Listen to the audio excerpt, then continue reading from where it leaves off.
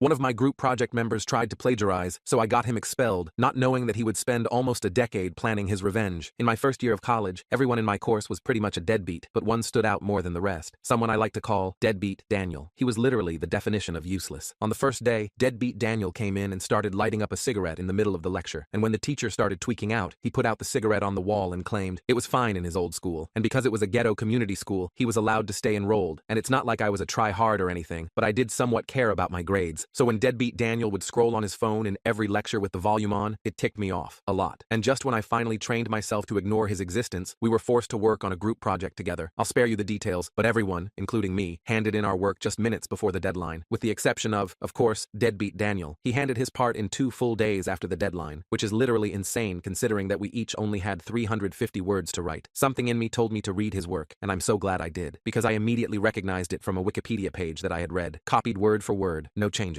I pinched the bridge of my nose and took a deep breath before calling Deadbeat Daniel. I knew asking him to rewrite it would be too much, so I simply asked if he could at least change the wording on every 3rd sentence. Bro, do it yourself, bro. I already played my part and submitted. Don't call me again. I thought about every cigarette he put out on my book bag, every coffee he spilled onto my desk, every time I nearly gagged from how awful he smelled. My body was immediately filled with hatred. I texted Deadbeat Daniel and told him if he didn't step up, I would tell the professor how much of a crappy group member he was. And instead of actually doing it, or even just texting some sort of apology, Deadbeat Daniel sent me a threat. He said he would tell the professor that I was the one who didn't do anything. I stared at his message for a few minutes, and my thumbs danced over the screen debating what to say. In the end, I ignored him and went to the professor. I told him everything, hoping for some kind of punishment, but he just nodded and told me to get out because he wanted to go home early. I was so taken aback that I didn't even argue. I just left. When the results came out, Deadbeat Daniel got an A and I got a C. Go figure. After that, I never heard about it again, until a week later that is, because that's when the professor finally called me into his office. I felt a rush of excitement as we both sat down. He told me he had found out about my plagiarism. He said my essays were being put under academic review. My heart dropped. I asked him what he was talking about, and he said he had found out about my true motivations to frame Deadbeat Daniel. But now, my facade is over. I buried my face in my hands. I had trouble keeping myself from bursting into tears. That's when my professor let out a deep belly, guttural laugh. I'm just busting your chops, boy. Daniel is expelled, not you. You should have seen your face. I stared at him blankly, feeling more relieved than celebratory. I guess I was just happy it was finally over. Without Deadbeat Daniel, lectures were smooth sailing. My grades went up by 300%, and life was great. I managed to transfer into a university and graduated with a 3.9 GPA. I had literally become the definition of turning over a new leaf. I even lost my V card and got a girlfriend, all in the same year. But then, as I walked into my internship orientation, with a big smile on my face, I wanted to commit suicide, just like in 8th grade. Because who did I see? None other than my Deadbeat Daniel, standing there with a smile that inflated even more as soon as he saw me. He knew what I had done, and he was ready to bring his worst. I noticed he was still wearing the same battered watch with the cracked face that he'd had in college, but his clothes looked newer and more expensive, though still worn with the same careless attitude. Melissa, the HR manager, started calling everyone to take seats for the presentation. I found the furthest possible chair from Daniel and tried to focus on what she was saying, but my mind was racing. How did he even get this internship? The company was pretty selective. I had to go through 3 rounds of interviews and submit a portfolio of my work, not to mention the multiple reference checks they conducted. As the orientation proceeded, I kept catching Daniel glancing my way, that smirk never leaving his face. I checked my phone during our first break and saw a new message from an unknown number. Long time no see, buddy. Hope you're ready for round 2. I stared at the message for what felt like an eternity. My fingers hovered over the keyboard, unsure how to respond. Part of me wanted to immediately go to HR and explain the history between us, but another part knew that would make me look like a problem employee on day 1. I shoved my phone back in my pocket as Melissa called us back from break. All right, interns, now we'll be assigning you to your department mentors, she said cheerfully, completely oblivious to the psychological warfare happening right under her nose. I tried to focus on her words, but my mind kept drifting back to Daniel. How the hell did he even get this position? The company was one of the top marketing firms in the city. They had standards, for Christ's sake. When they called my name, I was assigned to the digital marketing team under some guy named Rick. Then they called Daniel's name. My breath caught in my throat. Daniel, you'll be with the social media team under Jennifer. Thank God. At least we'd be in different departments. Small victories, right? After orientation wrapped up, I made a beeline for the elevator. I was almost there when I felt a hand clap my shoulder. Hey man, crazy running into you here. Daniel's voice was just as irritating as I remembered. Small world, huh? I turned around slowly. What do you want, Daniel? He put his hands up defensively. Whoa, just being friendly. We're colleagues now. Water under the bridge and all that. I stared at him skeptically. You just texted me, hope you're ready for round 2, and now you want to pretend everything's cool? He laughed. Just messing with you, bro. No hard feelings about that whole college thing, right? The elevator doors opened, and I stepped in without answering. As they started to close, Daniel stuck his hand between them, forcing them back open. He got in beside me. Look, he said, his voice dropping the fake friendliness. I just want you to know that I earned this internship. Fair and square. I couldn't help myself. I snorted. Something funny? His eyes narrowed. Just wondering if Wikipedia helped with your application too, I muttered. The elevator reached the lobby, and I stepped out quickly. Daniel followed. You know what? I was gonna let bygones be bygones. icons, but fuck that now, he hissed as we walked through the lobby. You think you're so much better than me? I stopped and turned to face him. I don't think about you at all, Daniel, and I'd appreciate if you returned the favor. That was a lie. I'd thought about him plenty in the last 2 minutes. Yeah, well, we'll see who's the superstar intern by the end of this program, he said, that stupid smirk returning to his face. Is everything a competition to you? I asked, exasperated. Only when I'm winning, he replied, then turned and headed toward the parking lot. I stood there for a moment, trying to process what had just happened. This was supposed to be my fresh start, my chance to build connections, and maybe land a full-time position. And now deadbeat Daniel was threatening to ruin it all over again. I called my girlfriend, Sarah, as soon as I got to my car. We'd been dating for about 8 months after meeting in that statistics class at the university. She was smart, level-headed, and exactly who I needed to talk to right now. He's probably just trying to get in your head, she said after I explained the situation. Don't let him. Easier said than done, I replied, starting my car. You don't know this guy. He's like a cockroach, impossible to get rid of and pops up when you least expect it. Well, maybe it's time you stopped running from the cockroach and just stepped on it, Sarah suggested. I laughed. That's dark. I'm just saying, don't let him control the narrative this time. She was right, of course. I needed to take charge of the situation before Daniel had a chance to screw me over again. The next day, I arrived early for my first real day of work. I met Rick, my mentor, a laid-back guy in his 30s with a perpetual 5 o'clock shadow and an impressive collection of Star Wars figurines on his desk. He walked me through the basics of the job and assigned me my first project, creating a social media strategy for a small local business. I was deep into research when I heard a familiar laugh from across the office. I looked up to see Daniel chatting with a group of employees like they were old friends. One of them was Jennifer, his mentor. She seemed completely charmed by whatever bullshit he was spinning. Throughout the next week, I kept my head down and focused on my work. Rick seemed impressed with my progress, and I was starting to feel like maybe this situation with Daniel would work itself out. We were in different departments, after all. I barely saw him except for the occasional run-in by the coffee machine or in the elevator. Then came the company-wide email about the intern project competition. To foster creativity and team building, all interns will be paired up to compete in developing marketing strategies for our newest client, Green Life Organics. The winning team will receive a bonus and special recognition from upper management. My stomach dropped as I scrolled down to see the team assignments. There, at the top of the list, Team 1, Daniel Martinez, and my name. I nearly threw my computer across the room. This had to be a joke. I immediately marched over to HR and asked to speak with Melissa. I'm sorry, but I can't work with Daniel, I told her once we were in her office. We have a complicated history. Melissa looked at me sympathetically but shook her head. The teams were randomly assigned. It wouldn't be fair to the other interns if we made changes now. But plus, she continued, learning to work with difficult personalities is part of professional development. Think of it as a growth opportunity. A growth opportunity, right? More like an opportunity for Daniel to sabotage my career before it even started. I trudged back to my desk, feeling defeated. Rick noticed my mood and asked what was wrong. Just found out who my partner is for the intern competition, I muttered. Rick glanced at the email. Oh, Daniel? He seems like a nice guy, always bringing donuts for the social media team. Great. Daniel was already working his charm on the entire office. I was starting to feel like I was back in community college all over again. That afternoon, I got an email from Daniel. Let's meet in conference room B after work to discuss our project. Don't be late. Bringing pizza. At least there would be food. I arrived at the conference room at 5:30. Daniel was already there, 2 pizza boxes open on the table. He was wearing a button-up shirt with the sleeves rolled up, looking annoyingly professional. There he is, he said as I walked in. Grab a slice. I cautiously took a piece of pizza and sat down across from him. Look, he started. I know we've had our differences, but this project is important to me. I want to win. Why? So you can rub it in my face? He rolled his eyes. Not everything is about you, man. I want to impress Jennifer. I think she might put in a good word with the hiring manager if we do well. I took a bite of pizza, considering this. So, what's your angle here? We work together, win the competition, and then you go back to making my life miserable? How about we just focus on winning first? He suggested. Truce until the competition is over? I wasn't sure if I trusted him, but I didn't have much choice. Fine, truce. We spent the next hour brainstorming ideas for Green Life Organics. To my surprise, Daniel actually had some decent insights. He might have been a deadbeat in college, but he seemed to have a natural instinct for what would appeal to consumers. As we were wrapping up, he casually asked, so, you dating anyone? The question caught me off guard.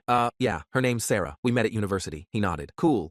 You should bring her to the company party next week. There's a party? Yeah, it's not official or anything. Just some of us getting together at the rooftop bar downtown. Jennifer organized it. I was suspicious of his sudden friendliness, but I figured it wouldn't hurt to network with other employees. Maybe we will. The week progressed, and Daniel and I fell into an uneasy rhythm of cooperation. We met every evening to work on our project, and I had to admit, we were coming up with some solid ideas. Green Life Organics was looking for a way to appeal to younger consumers without alienating their established customer base. Daniel suggested a dual campaign, traditional marketing for their existing customers and a more edgy social media approach for the younger demographic. I was starting to think that maybe he had changed since college. Maybe getting expelled had been a wake-up call for him. Then I found the file. I was looking through our shared project folder when I noticed a document titled Backup Plan. Curious, I opened it. It was a complete marketing strategy, similar to what we were working on, but with some key differences, and it only had Daniel's name on it. The bastard was preparing a solo project as a backup, in case ours failed, or in case he decided to screw me over and submit it as his own. I confronted him about it the next day. What the hell is this? I demanded, showing him the file on my laptop. He didn't even look embarrassed. Just something I was working on as a plan B. No big deal. No big deal? It looks like you're planning to ditch our project and submit this instead. He shrugged. Always good to have options. friends. That's not how partnerships work, Daniel. We're supposed to be a team. Look, I didn't think you'd find that folder. It's just a precaution. I closed my laptop, fuming. Are you seriously pulling the same shit as in college? I thought you said you changed. I never said I changed, he replied, looking annoyed. I said I wanted to win. There's a difference. I gathered my things and stood up. I'm not doing this again. Either we work together for real, or I tell Melissa what you're up to. He laughed. Go ahead. Who do you think they'll believe? The guy who brings donuts and makes everyone laugh, or the paranoid dude who's obviously jealous of his more popular colleague? It was community college all over again. Daniel had spent the last week charming everyone in the office while I had been heads down in my work. He'd even befriended Rick, dropping by our department to borrow supplies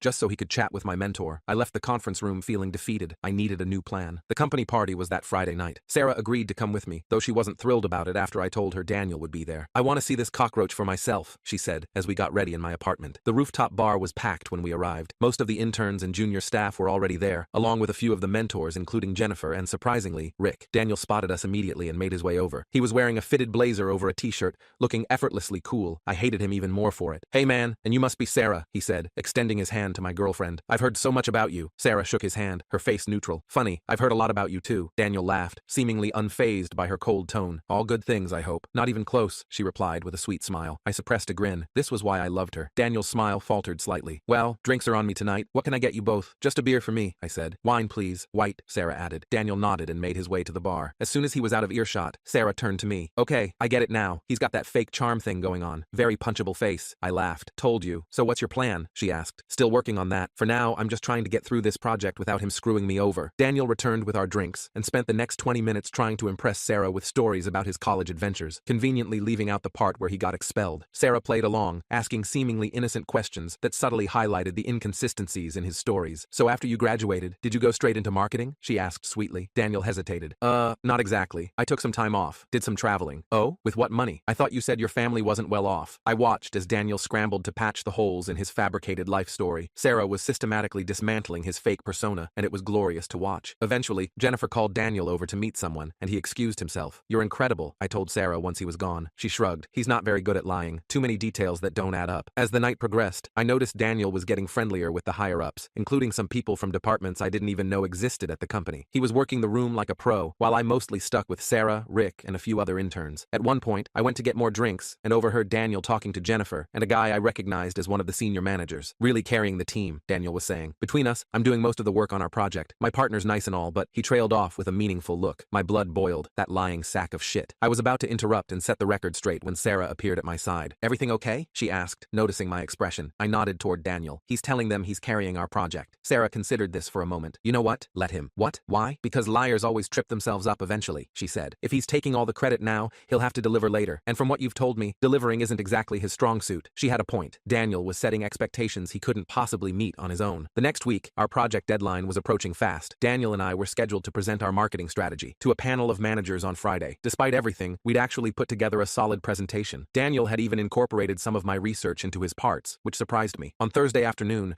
I was putting the finishing touches on our slide deck when Rick stopped by my desk. How's the project coming along? He asked. Pretty good, actually. We present tomorrow. He nodded. Jennifer says Daniel's been working his ass off on it. Says he's got some innovative approaches to the youth demographic. I felt a twinge of annoyance but kept my expression neutral. Yeah, we've both been putting in a lot of hours. Rick looked at me for a moment, then lowered his voice. Listen, I know it's none of my business, but there are some rumors going around about you and Daniel not getting along. Great. So Daniel had been spreading gossip too. We have a complicated history, I admitted, but we're making it work for the project. Rick nodded. Well, just so you know, people are watching this presentation pretty closely. The client might even be there. That was news to me. The actual client? Green Life Organics? Yep. Apparently they're considering hiring from the intern pool for their in-house marketing team. It's a great opportunity. After Rick left, I immediately called Daniel. Did you know the client is going to be at our presentation tomorrow? I demanded when he answered. Yeah, Jennifer mentioned it this morning. Cool, right? And you didn't think to tell me? He sighed. I'm telling you now. What's the big deal? The big deal is that there might be jobs on the line here, Daniel. Actual jobs. Exactly. All the more reason for us to nail this presentation. I was about to argue further when he cut me off. Look, I've got to go. Jennifer asked me to help with something. I'll see you tomorrow, okay? Don't stress so much. He hung up before I could respond. I stared at my phone, feeling that familiar sense of dread. Daniel obviously saw this as his big chance, and I didn't trust him not to throw me under the bus if it meant securing a job for himself. That night, I couldn't sleep. I went over our presentation again and again, looking for any weaknesses Daniel might exploit. By morning, I was a mess of anxiety and caffeine. I arrived at the office an hour early, planning to review everything one last time. To my surprise, Daniel was already there, looking surprisingly professional in a proper suit and tie. Morning, he said when I walked in. Ready for the big show? I nodded, still wary. As ready as I'll ever be. Good, because I made some changes to the presentation last night. My heart sank. What kind of changes? He pulled up the updated updated slide deck on his laptop. Nothing major, just reordered some slides and added a few points about sustainability. I looked through the new deck, half expecting to find my name removed or my research distorted, but everything seemed fine. Better than fine, actually. The changes he'd made were good. This looks great, I admitted reluctantly. He smiled, but not his usual smirk. This looked almost genuine. Thanks. I figured the client would want more emphasis on the eco-friendly angle, given their brand. We spent the next hour rehearsing our parts. Daniel had taken the first half of the presentation, leaving me with the second half including the conclusion. It was a fair split, and he seemed well prepared. As the meeting time approached, people started filling the conference room. Rick and Jennifer were there, along with several managers I recognized from the party. And in the front row, a woman in a green blazer who I assumed must be from Green Life Organics. Daniel nudged me. That's Karen Hughes, the marketing director at Green Life. Jennifer introduced us at the party last week. Of course, he'd already met her. Daniel was nothing, if not opportunistic. The presentation started, and Daniel kicked it off with confidence. He was charming, articulate, and completely in control of the room. I had to admit, he was good at this part of the job. Then it was my turn. I started strong, walking through our research and strategies. But as I was explaining our budget allocation, I noticed Daniel checking his phone under the table. Then he started typing something. I tried to stay focused, but it was distracting. What was so important that he needed to text during our presentation? I was about halfway through my section when the conference room door opened. A man in a suit walked in and handed a note to one of the managers, who read it and then whispered something to the others. They all looked at their phones. I continued presenting, but I could feel the energy in the room shifting. People were distracted now, checking their devices and whispering to each other. Is everything okay? I finally asked, pausing my presentation. The manager who'd received the note looked up. I'm sorry, but we need to cut this short. There's been a situation that requires our attention. My heart sank. After all our preparation, we weren't even going to finish? What kind of situation? Daniel asked, sounding as disappointed as I felt. The manager hesitated. It appears someone has leaked confidential information about Green Life Organics on social media. Their stock is taking a hit. All eyes turned to Karen from Green Life, who was frantically typing on her phone. She looked up, her face pale. The information in the leak, it's from the confidential supplementary files we provided for your team to work on this project. There was a moment of stunned silence. Then everyone started talking at once. Who had access to those files? Only the interns working on this project, right? Has anyone checked the shared drive logs? I looked at Daniel, who seemed just as confused as everyone else. But then I noticed something. He'd put his phone away very quickly when the news broke. The meeting dissolved into chaos. Karen from Green Life left immediately, saying she needed to call her PR team. The managers huddled together, discussing how to handle the situation. Rick motioned for me to follow him out of the conference room. What the hell happened in there? I asked once we were in the hallway. Rick looked grim. Someone leaked proprietary information about Green Life's new product line. It's all over Twitter now. But who would do that? And why? He shook his head. I don't know, but they're checking the server logs now to see who accessed those files recently. My mind was racing. The only people with access to those files were the interns working on Green Life projects and our mentors. I had accessed them, of course, but so had Daniel. Then it hit me. The texting during my presentation, the timing of the leak. It wasn't a coincidence. I found Daniel in the break room,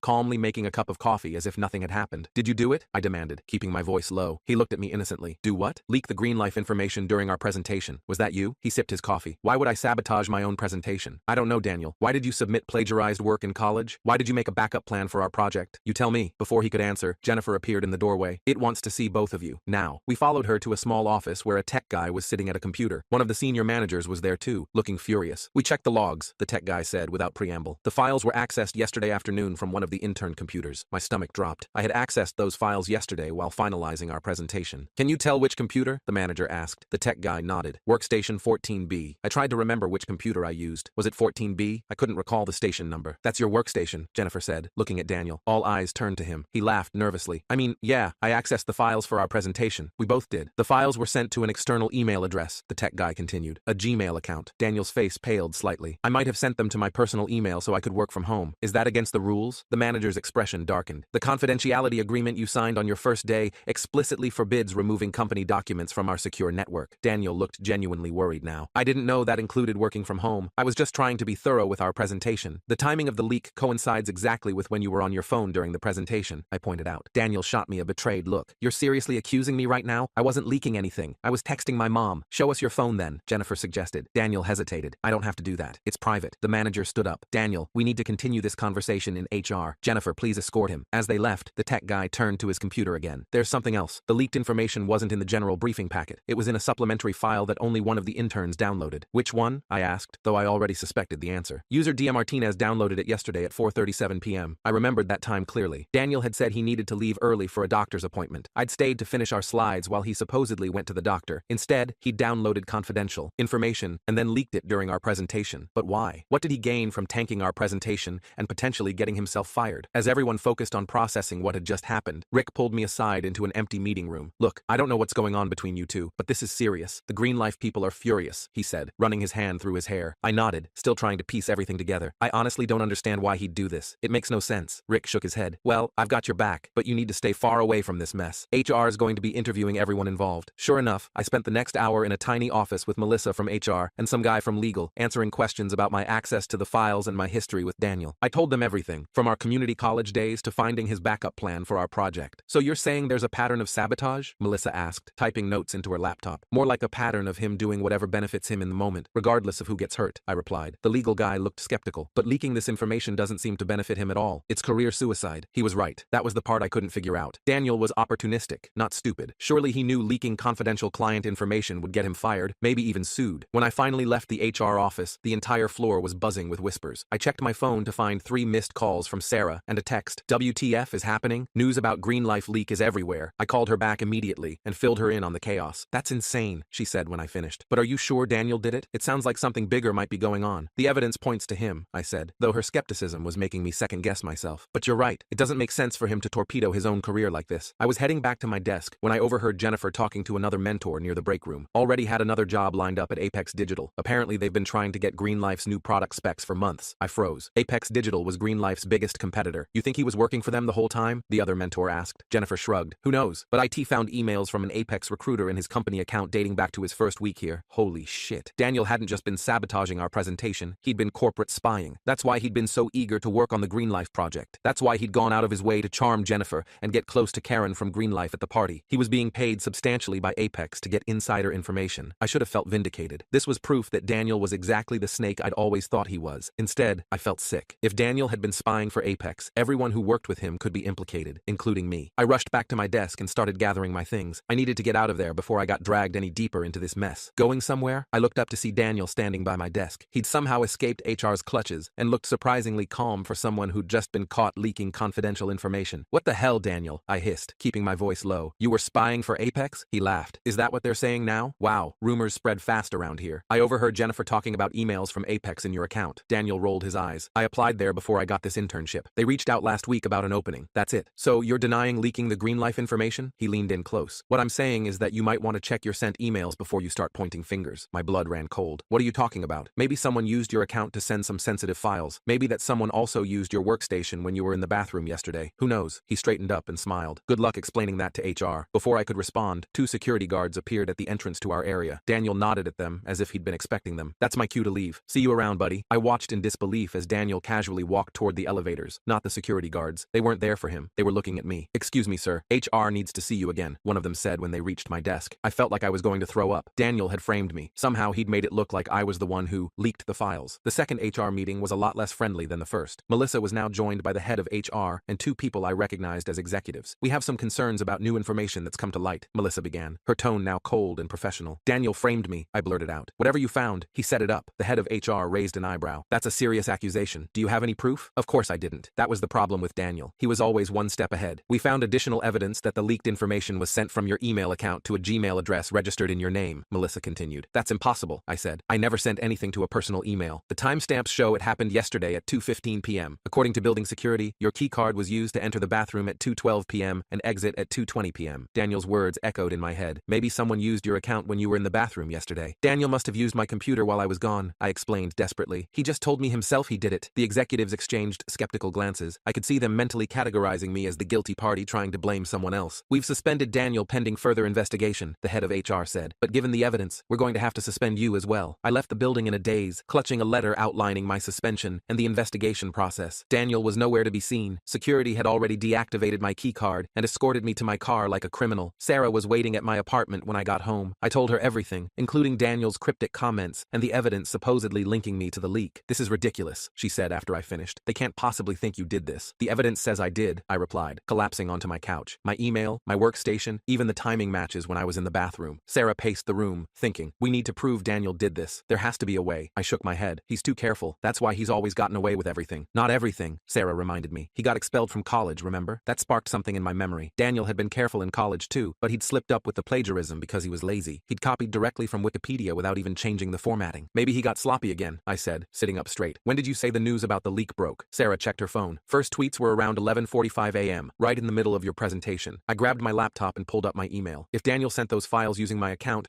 there should be a record in my sent items. Sure enough, there it was. An email sent to a Gmail address at 2:15 p.m. the previous day, with the Greenlife files attached. The Gmail address was my first and last name, but I'd never created it. Look at the IP address in the email header, Sarah suggested. She worked in IT security, so she knew what to look for. I forwarded her the email, and she examined it on her phone. This was sent from within your company network, but she paused, squinting at the screen. The user agent string is different from your laptop. You use Chrome, right? I nodded. This was sent from Firefox. Does Daniel use Firefox? I've seen him using it, yeah. A glimmer of hope sparked in my chest. Is that enough to prove it wasn't me? Sarah grimaced. Not by itself, but it's a start. Over the next few days, Sarah helped me build my case. We discovered the Gmail account had been created just 2 days before the leak from an IP address that matched a coffee shop near Daniel's apartment. We also found login attempts to my company account from outside the network during times I was definitely at my desk. A week into my suspension, I got a call from a number I didn't recognize. Hello? It's Rick. Don't tell anyone I called you. My former mentor sounded tense. I put the phone on speaker so Sarah could hear. What's going on? I asked. Daniel started at Apex Digital yesterday, Rick said. Jennifer has a friend who works there who told her. Thought you should know. My jaw dropped. He's already working for the competition? While we're both still under investigation? That's not all, Rick continued. It found something weird on his workstation. Some kind of keylogger program that could have been used to capture your passwords. This was it. Proof that Daniel had set me up. Rick, I need you to tell HR about this. He hesitated. I already did, but there's a problem. The program was installed using administrative credentials, traced back to your account. My brief moment of hope crashed. That's impossible. I don't have admin access. Exactly. Which means either you had help from someone in IT, or Daniel is even better at covering his tracks than we thought. I finished. After Rick hung up, Sarah and I sat in stunned silence. Daniel wasn't just framing me for the leak. He'd constructed an elaborate setup that made it look like I was a sophisticated corporate spy. We need to go nuclear, Sarah finally said. What do you mean? If Daniel is working at Apex now, that means he's still using the information he stole. That's ongoing corporate espionage, not just a one-time leak. She was right. If Daniel had taken the Greenlife information to Apex, there would be evidence of it in their systems, their product development, their marketing plans. But how do we prove that? I asked. Sarah smiled. I have an idea. The next day, she accidentally ran into Karen from Greenlife at a coffee shop near their office. Sarah had done her research. She knew Karen stopped there every morning. After striking up a conversation and explaining who she was, Sarah laid out our theory about Daniel working for Apex. Karen was skeptical at first, but became more interested when Sarah mentioned specific details about the leaked files that hadn't been made public. All I'm asking is that you check if Apex's new marketing plans incorporate any of the confidential strategies from those files, Sarah told her. If they do, you'll know who really leaked them. 2 weeks later, I received an email from Melissa asking me to come in for another meeting. My stomach was in knots as I drove to the office, not knowing if I was about to be fired or cleared. When I arrived, the conference room was packed. Melissa was there, along with the legal team, Rick, and several executives. To my surprise, Karen from Greenlife was also present. Thank you for coming in, Melissa began. We've completed our investigation into the information leak. I held my breath. Based on new evidence provided by Greenlife Organics, we've determined that you were not responsible for the leak. Relief washed over me like a tidal wave. Karen nodded at me from across the table. We found our confidential marketing strategy being implemented at Apex Digital, she explained. When confronted, they claimed it came from their new hire, Daniel Martinez. Apex fired him immediately and turned over all his communications to avoid being sued, one of the executives added. The evidence clearly shows he orchestrated the leak and framed you. What happens now? I asked. We're lifting your suspension, effective immediately, Melissa said, and offering you a full-time position upon completion of your internship, if you're interested. I couldn't believe it. After all the stress and uncertainty,